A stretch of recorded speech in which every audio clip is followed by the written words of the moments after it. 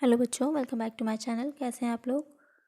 मैं आप लोग को बिजनेस स्टडीज़ के एमसीक्यू सॉल्व करवा रही थी। इसके अलावा भी मैंने ऑर्गेनाइजेशन है, इकोनॉमिक्स है, कम्युनिकेशन है, इनके भी एमसीक्यूज़ डाले हैं। अगर आपने वो वीडियोज़ नहीं देखी हैं तो उसका लिंक इस वीडियो के डिस्क्रिप्शन में है, आप वहाँ से जाके देख सकते हैं। चैनल पर नए हो तो जल्दी से सब्सक्राइब कर लीजिए और वीडियो अच्छी लगेगी तो लाइक ज़रूर करिएगा। आइए शुरू करते हैं। पहला क्वेश्चन है आपका, एन संख्या के दो चरों के युग्मों के बीच सहसंबंध गुणांक के संभाव्य मूल्य की गणना निम्नलिखित में से किस सूत्र के द्वारा की जाती है। यहाँ पर कुछ फॉर्मूले दे रखे हैं, आपको इसमें से ये बताना है कि जो सहसंबंध गुणांक का संभाव्य मूल्य का फार्मूला होता है वो कौन सा होता है। तो यहाँ पर करेक्ट आंसर हो जाएगा ऑप्शन ए। नेक्स्ट क्वेश्चन है, यदि जनसंख्या विजातीय हो तो निम्नलिखित में से कौन सी एक संभाव्यता प्रतिदर्श प्रणाली अधिक उपयुक्त होगी। क्रमानुसार प्रतिदर्श प्रणाली, कोटा प्रतिदर्श प्रणाली, दोहरी प्रतिदर्श प्रणाली या फिर स्थिरीकृत प्रतिदर्श प्रणाली। तो आपने पढ़ा होगा कि समग्र होता है, यानी कि जो अनुसंधान का क्षेत्र होता है जहाँ पर हमें अनुसंधान करना होता है, वो आंकड़ों का जो समूह होगा वो क्या कहलाता है, समग्र कहलाता है। जब हम उसमें से कुछ थोड़ा आंकड़े चुन करके अलग कर लेते हैं तो वो क्या हो जाता है, प्रतिदर्श बन जाता है। तो यहाँ पर आपसे कह रहा है उसकी कई प्रणालियाँ हैं, तो जो संभाव्यता प्रतिदर्श प्रणाली है, तो जब हमारी जनसंख्या विजातीय हो तो वहाँ पर कौन सी यूज़ होगी। जब विजातीय जनसंख्या होगी तो स्थिरीकृत प्रतिदर्श प्रणाली का हम प्रयोग करते हैं। यहाँ पर करेक्ट आंसर हो जाएगा ऑप्शन डी। स्थिरीकृत प्रतिदर्श प्रणाली में क्या होता है, जो समग्र होता है उसे किसी विशेष गुण के आधार पर अलग अलग भागों में, कई एक भागों में, स्तरों में बांट लिया जाता है। उसके बाद हम दैव निर्दर्शन विधि का प्रयोग करके जो हमने स्तर अलग अलग बांटे होते हैं उसमें से कुछ कुछ इकाइयों को चुन लिया जाता है, तो वो हो जाती है आपकी स्थिरीकृत दैव निर्दर्शन प्रणाली। नेक्स्ट क्वेश्चन है आपका, आंकड़ों का प्रदर्शन किया जाता है साड़ियन से, ग्राफ से, लेखाचित्र से या फिर ये सभी। जो आंकड़ों का प्रदर्शन होता है, जो आप साड़ियन होगा टैबुलेशन टेबल के माध्यम से, ग्राफ होता है जो आप डायग्राम बनाते हैं, रेखाचित्र जिसे पिक्टोग्राम कहते हैं। तो ये तीनों ही माध्यम होते हैं आंकड़ों को प्रदर्शित करने के। तो करेक्ट आंसर हो जाएगा यहाँ पर आपका ऑप्शन डी। नेक्स्ट क्वेश्चन है, प्राथमिक आंकड़ों के एकत्रीकरण की कौन सी विधि नहीं है। प्रत्यक्ष व्यक्तिगत अनुसंधान, अप्रत्यक्ष मौखिक अनुसंधान, संवाददाताओं से सूचना प्राप्ति या फिर अंतर्राष्ट्रीय प्रकाशन। तो आपको पता होगा आंकड़े दो तरह के होते हैं, प्राथमिक आंकड़े और द्वितीयक आंकड़े। तो जो प्रथम बार किसी उद्देश्य से चुने जा रहे होते हैं वो प्राथमिक आंकड़े हो जाते हैं। द्वितीयक आंकड़े जो पहले ही किसी अनुसंधानकर्ता द्वारा एकत्रित किए गए होते हैं किसी अन्य उद्देश्य से, और हम उसे उन्हीं आंकड़ों का प्रयोग कर लेते हैं अपने अनुसंधान कार्य में, तो हो जाते हैं द्वितीयक आंकड़े। तो यहाँ पर प्राथमिक आंकड़ों के संकलन की जो विधि नहीं है वो है अंतर्राष्ट्रीय प्रकाशन। अंतर्राष्ट्रीय प्रकाशन क्या है, इंटरनेशनल लेवल पे कोई भी चीज़ पब्लिश हुई है, प्रकाशित हुई है, उसका यूज़ हम अपने अनुसंधान कार्य के लिए कर रहे हैं। तो यहाँ पे करेक्ट आंसर हो जाएगा ऑप्शन डी। नेक्स्ट क्वेश्चन है आपका, प्रत्यक्ष व्यक्तिगत अनुसंधान की कौन सी गुण नहीं है। शुद्धता, सीमित क्षेत्र, सजातीयता, समय एवं धन की बचत।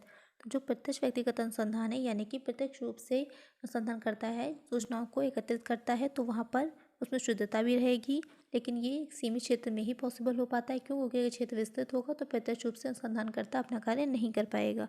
सजातीयता, जब जिस भी विषय पर जिन भी आंकड़ों को एकत्रित किया जा रहा है उनमें सजातीयता का गुण होना अत्यंत आवश्यक होगा। समय एवं धन की जो बचत है वो इस विधि में नहीं हो पाती। ये विधि अपव्यय भी है और अत्यधिक खर्चीली भी है, तो इसमें समय एवं धन की बचत इसका गुण नहीं है। तो करेक्ट आंसर हो जाएगा ऑप्शन डी। नेक्स्ट क्वेश्चन है, आंकड़ों के प्रदर्शन का कौन सा ग्राफ चित्र नहीं है। आवृत्ति दंड, आवृत्ति बहुभुज, आवृत्ति आयचित्र या फिर मानचित्र।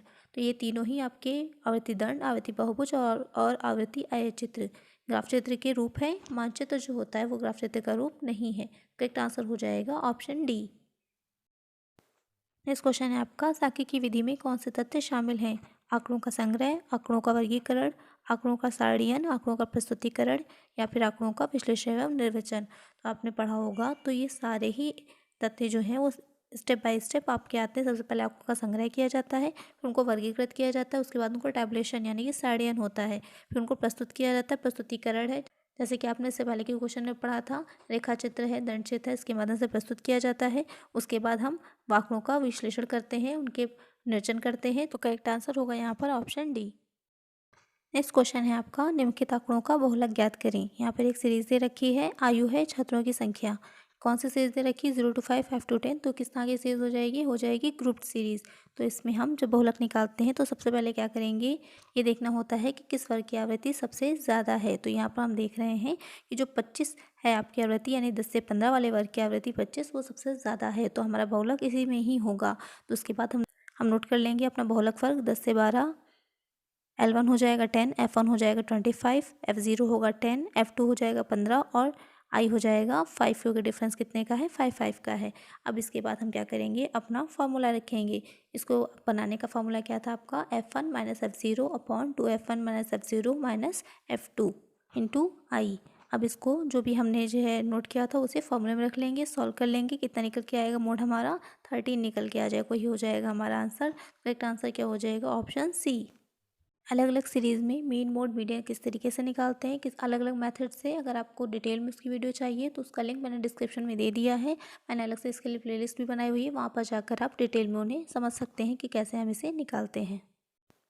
नेक्स्ट क्वेश्चन है, सांख्यिकी का मुख्य उद्देश्य है वर्तमान तथ्यों का विश्लेषण कर उससे संबंधित भूतकालीन तथ्यों से तुलना करना, वर्तमान में होने वाले परिवर्तनों के कारणों एवं भविष्यों की प्रवृत्तियों का पूर्वानुमान लगाना। ए और बी दोनों, फिर उपरोक्त में से कोई नहीं। तो सांख्यिकी का जो मुख्य उद्देश्य होता है वो होगा भूतकालीन तथ्यों से तुलना करना भी, और वर्तमान में जो भी परिवर्तन हुए हैं उनके कारणों का पता लगाकर भविष्य के लिए अच्छी से अच्छी योजनाएं बनाना, उसके लिए पूर्वानुमान करना। तो यहाँ पर ए और बी दोनों ही करेक्ट आंसर हो जाएंगे। तो करेक्ट आंसर होगा ऑप्शन सी।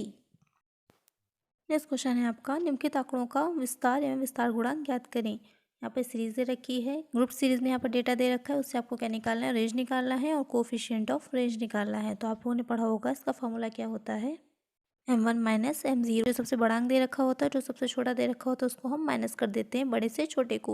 यहाँ पर सबसे बड़ा अंक क्या है 40 है और सबसे छोटा वाला क्या है 5 है। तो लेस कर देंगे, विस्तार निकल आएगा हमारा 35। एक चीज़ का ध्यान रखिएगा, हमें यहाँ फ्रिक्वेंसी को लेस नहीं करना है। आपको जो वर्क दे रखा है क्लास इंटरवल होगा, उसमें से सबसे जो बड़ी लिमिट होगी और जो सबसे छोटी लिमिट होगी उसको हम आपस में लेस कर देंगे। उसका जब इसका हम गुणांक निकालेंगे, गुणांक क्या होता है इसका formula, M1 minus M0 upon M1 plus M0। उसी तरह से हम फॉर्मूले में रख देंगे, उसको सॉल्व कर लेंगे तो निकल के कितना आएगा 0.778। यही हो जाएगा आपका आंसर। तो एक आंसर आपका क्या होगा, ऑप्शन बी। आज की वीडियो में इतना ही। अगर वीडियो अच्छी लगी हो तो लाइक करिएगा, चैनल पे नए हो तो सब्सक्राइब करिएगा, नोटिफिकेशन बिल्कुल ज़रूर ऑन करिएगा और ज़्यादा से ज़्यादा अपने फ्रेंड्स के साथ शेयर करिएगा। Thank you.